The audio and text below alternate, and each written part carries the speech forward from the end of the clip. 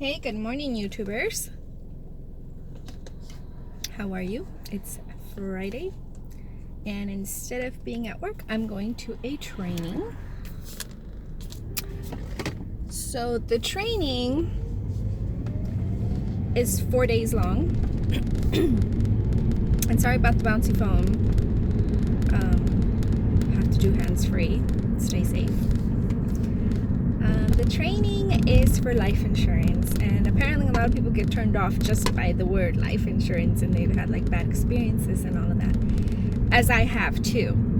So the reason for me wanting to do this class, not so much to get the license and be a broker and sell life insurance, but more so I can learn. As you get older, you start hearing words like retirement and IRAs and 401k, Roth IRA, annuities, stocks, bonds. Like, what are all those words? I don't know. I have an IRA, or sometimes you do have these things and you don't have a clue what you have or what it means. I have an IRA. When you're self-employed, you don't have 401ks. And then there's people that have 401ks and then they change jobs or lose their job or whatever, and they cash it in and spend it. Like, now I know how serious that is. And most people don't know.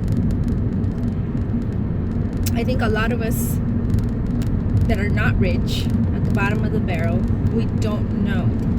And there's a saying that if you don't understand interest rates, you're the one that pays it. And if you do understand interest rate, that's how you can make money. So what does all that mean? What are annuities? What are mutual funds? So anyway, so for those reasons, I wanted to know. I'm over 40. And it's usually around this age when you start thinking about retirement. You start thinking about the possibility that you're going to die someday. When you're in your 20s, you don't think about that stuff, which is ironic because in your 20s, it's when you need to set this stuff up to get the best price and the best bang for your buck. But most 20-year-olds aren't thinking about that.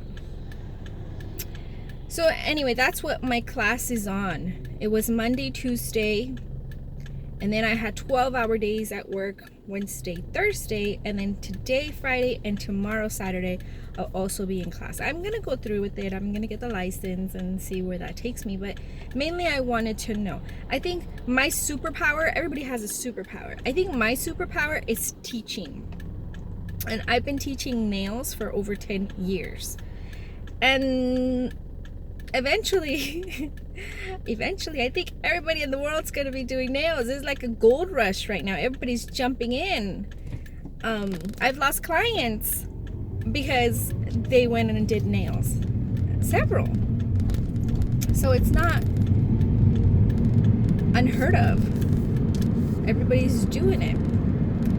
So I think eventually that whole thing will die out, like the gold rush. If you don't jump in now, you're missing out. So a while back I started thinking that perhaps it was time to retire from nails.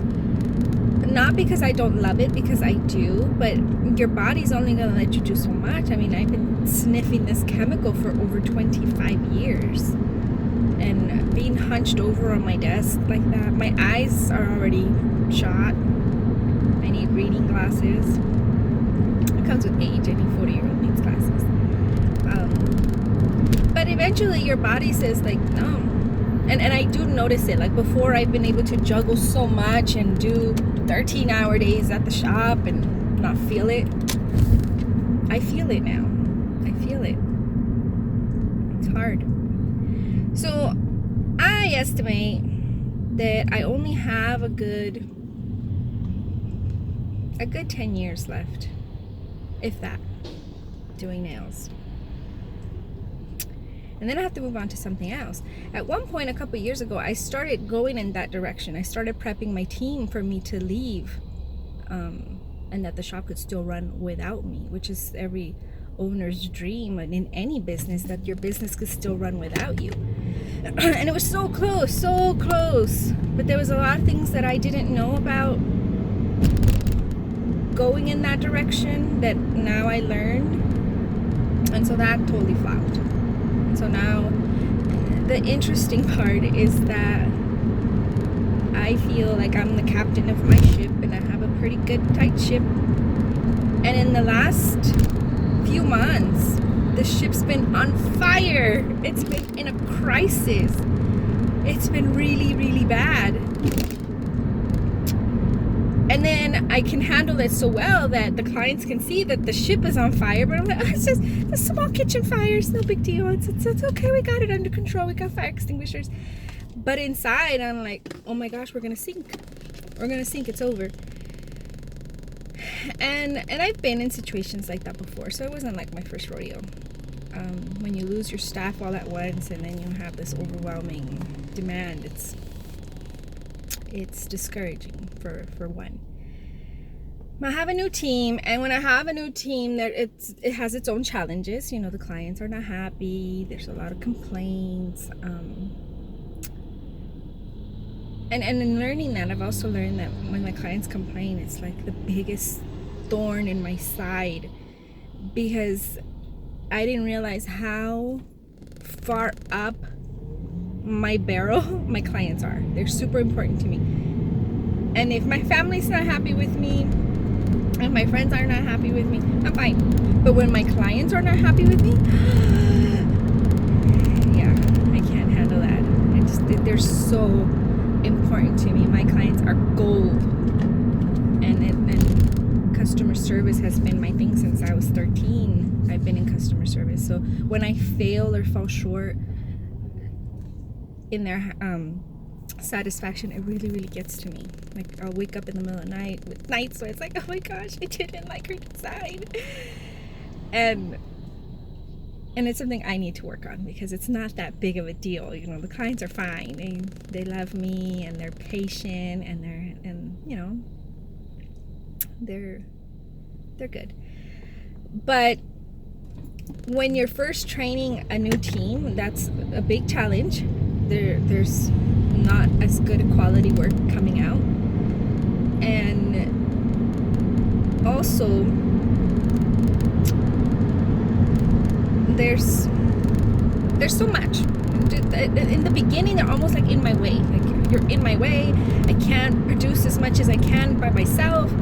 But it's an investment of time and money to get them to the point where I hope this third time around that I can say, okay, I can leave months at a time and the shop can run without me.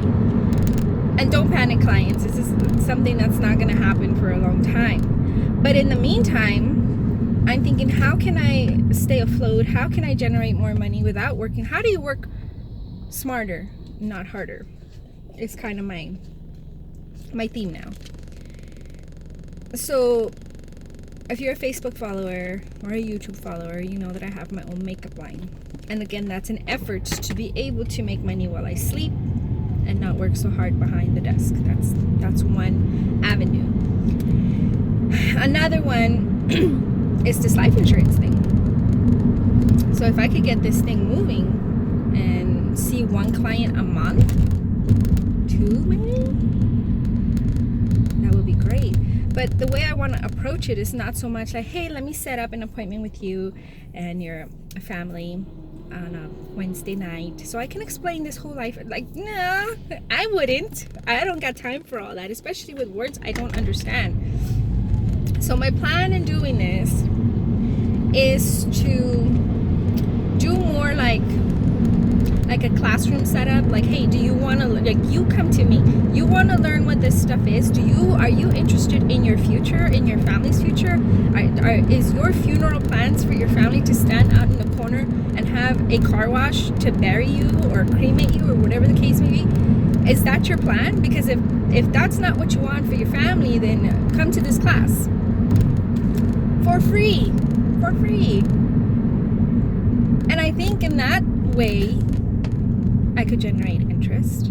I would take a class like that. I would make time to travel somewhere, as opposed to somebody coming to my house invading my space, talking to me about words I don't know, numbers that I don't like. And I think I would take a class. I would go somewhere, as I am now. I would go somewhere and take a class and teach me what this stuff is, and so that I could decide what's best for my family and what's best for my future. That's kind of my plan. I've had plans that failed before.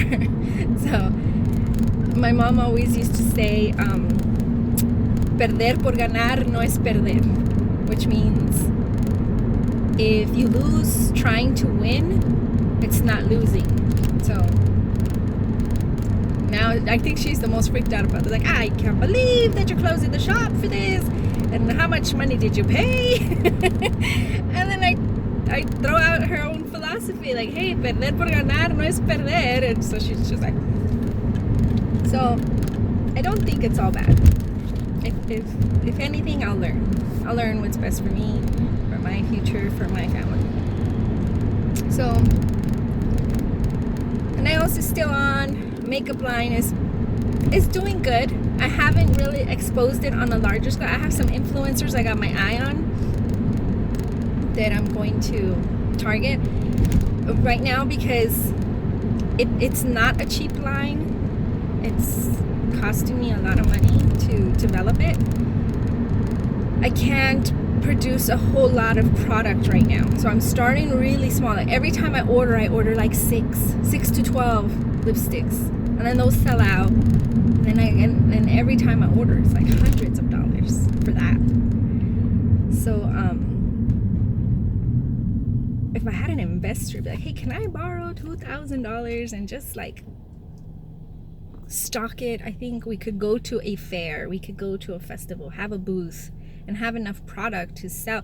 I haven't released it on a larger scale for that reason, because I don't have enough product and I don't want to be looking like sold out. I don't think that's a business strategy. But it's moving slowly. I think my next step for that is to develop a website, which if I have downtime on vacation, I might play around with that. Develop a website with a shopping cart so that people can buy. Right now I do have an Etsy account. I've never bought anything on Etsy, so I don't know who's out there buying stuff on Etsy. I thought Etsy was more of a handmade kind of website, but you could buy anything on Etsy. So I'm set up there for now. And then when I can produce enough product and stock enough product, I will have a website, and then we'll advertise it big. And because it's a product I do believe in, it's really good quality, vegan, cruelty-free, all those selling points are all there. Made in Canada, which everybody's all about, made in the US, and that's great, but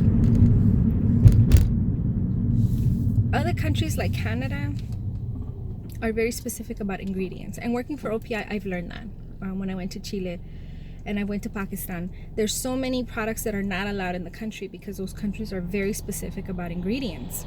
And so Canada's one of them, and that's why I'm very confident that you're gonna love it. Anyway, gotta get on the freeway. I don't want to do this while I'm on the freeway, so hope you guys all have a great day, and stay tuned. There's so much coming, and please cheer me on. Subscribe. Bye.